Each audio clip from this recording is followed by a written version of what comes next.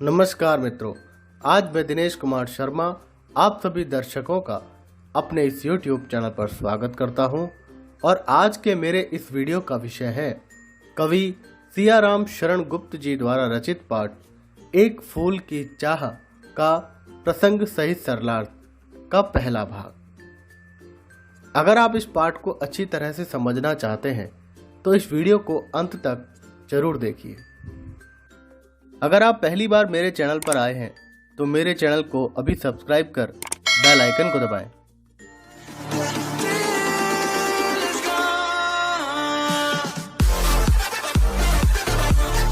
तो आइए पाठ का शुभारंभ करते हैं। पाठ के सरलार्थ को जानने से पहले आइए इस पाठ की रूपरेखा को समझ लेते हैं। एक फूल की चाह गुप्त जी की एक लंबी और प्रसिद्ध कविता है। प्रस्तुत पाठ उसी कविता का एक छोटा सा भाग है।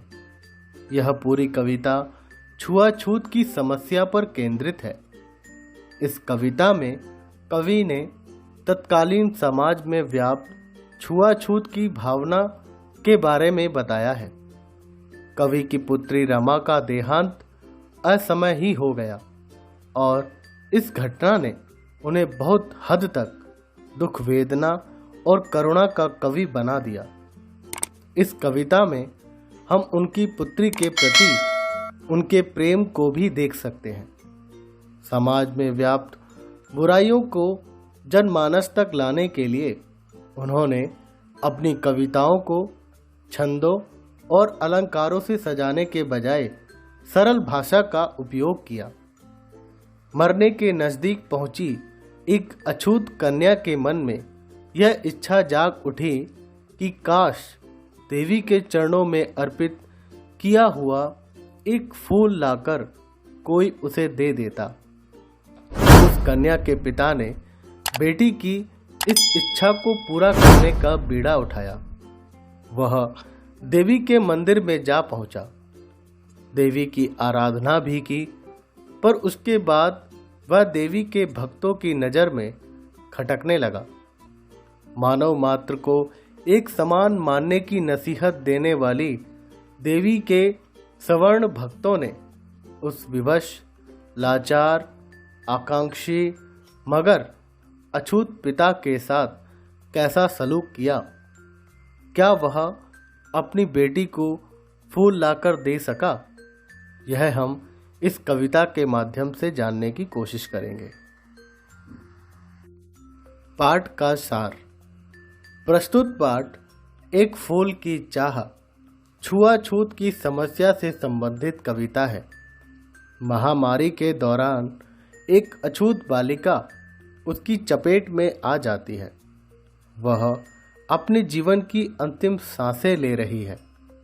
वह अपने माता पिता से कहती है कि वे उसे देवी के प्रसाद का एक फूल लाकर के दें।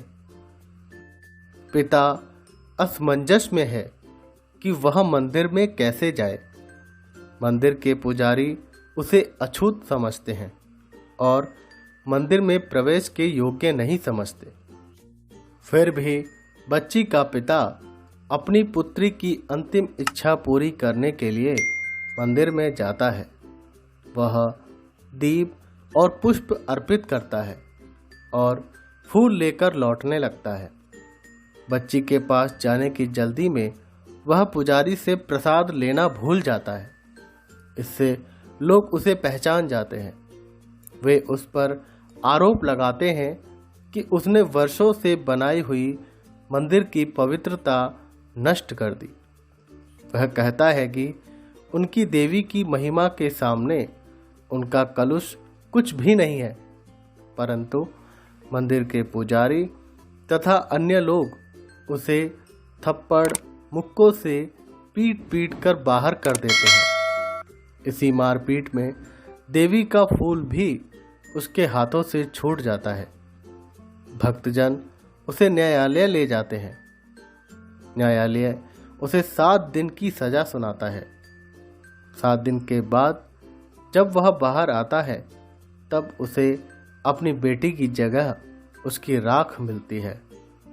इस प्रकार वह बेचारा अछूत होने के कारण अपनी मरणासन्न बेटी की अंतिम इच्छा पूरी नहीं कर पाता। इस मार्मिक प्रसंग को उठाकर कवि पाठकों को यह कहना चाहता है कि छुआछूत की कुप्रथा मानव जाति पर कलंक है। यह मानवता के लिए अपराध है। कवि परिचय। सियाराम शरण गुप्त का जन्म 4 सितंबर 1895 को सेठ रामचरण कनकने के परिवार में चिरगांव झांसी में हुआ था। राष्ट्रकवि मैथिली शरण गुप्त इनके बड़े भाई थे। इनके पिता भी कविताएं लिखा करते थे। इसी कारणवश इन्हें घर में ही कविता पाठ की शिक्षा मिली। प्रारंभिक शिक्षा पूरी करने के बाद उन्होंने घर में ही गुजराती, अंग्रेजी और उर्दू भाषा सीखी। इनकी पत्नी तथा पुत्रों का निधन असमय ही हो गया और इसी कारणवश ये दुख, वेदना और करुणा के कवि बन गए। जनता की दरिद्रता, कुरीतियों के विरुद्ध आक्रोश, विश्व शांति जैसे विषयों पर उनकी रचनाएं बहुत ही प्रभावशाली साबित हुईं। जीवन के प्रति करुणा का भाव जिस सहज और प्रत्यक्ष रूप से गुप्त जी ने अपने काव्यों में दिखाया है वह बड़ा ही मार्मिक है। उन्हें दीर्घकालीन साहित्य सेवाओं के लिए सन 1962 में सरस्वती हीरक जयंती के अवसर पर सम्मानित किया गया। 1941 में उन्हें नागरी प्रचारिणी सभा वाराणसी द्वारा सुधाकर पदक प्रदान किया गया। उनकी कुछ प्रमुख कृतियां इस प्रकार हैं: मौर्य विजय, आर्द्रा, पाथेय, मृण्मयी, उन्मुक्त, आत्मोत्सर्ग, दूर्वादल और नकुल। पहला पद्यांश है: उद्वेलित कर अश्रु राशियां, हृदय चिताए धधका कर, महामारी प्रचंड हो, फैल रही थी इधर उधर। क्षीण कंठ मृत वत्साओं का, करुण रुदन दुर्दांत नितांत, भरे हुए था निज कृष्णरव में, हाहाकार अपार अशांत। प्रसंग। प्रस्तुत पद्यांश हमारी हिंदी की पाठ्य पुस्तक स्पर्श भाग 1 में निहित एक फूल की चाह से ली गई है। इस कविता के कवि सियाराम शरण गुप्त जी हैं।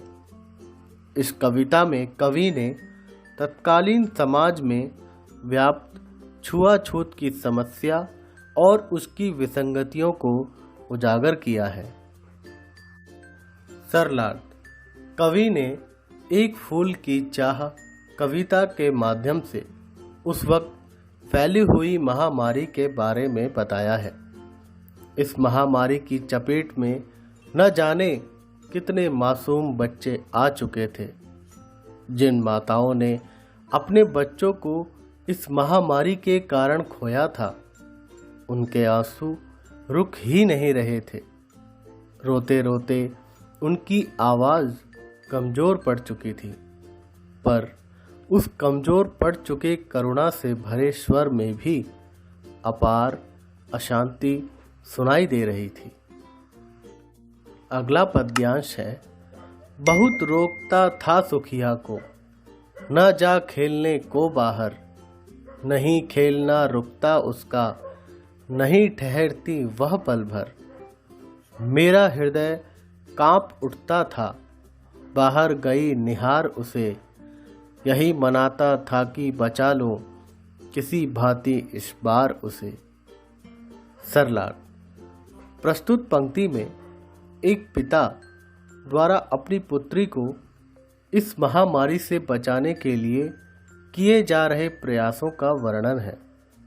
इस कविता का मुख्य पात्र अपनी बेटी, जिसका नाम सुखिया था, उसको बार बार बाहर जाने से रोकता था, लेकिन सुखिया उसकी एक ना मानती थी। और खेलने के लिए बाहर चली जाती थी।